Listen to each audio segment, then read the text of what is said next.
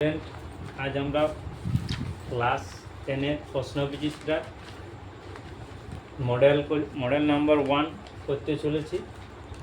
তার মধ্যে ফার্স্ট অঙ্ক কি বলা আছে দেখো, বার্ষিক 4% হার সুদে x বছরের সমৃদ্ধিমূল y টাকা হলে আসল কত।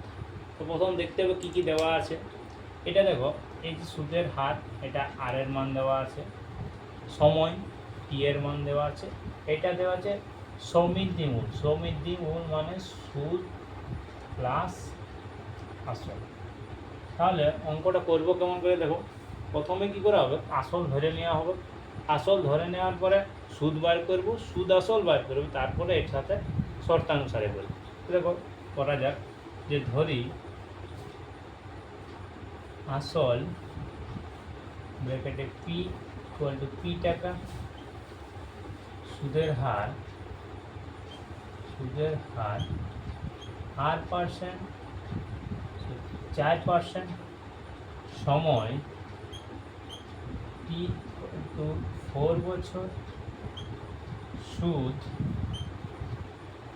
PTR বাই 100, পি এর মান দেখো দেওয়া আছে, সেখানে ধরুন এক্স, PTX 4/100।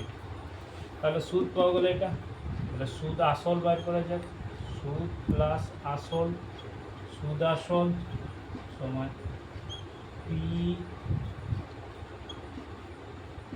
100, পি এখান থেকে পি কমন নাও, 4x/100 প্লাস 1, এখানে ভগ্নাংশের যদি যোগ করা হয় তাহলে 4x প্লাস 100/100 এত টাকা।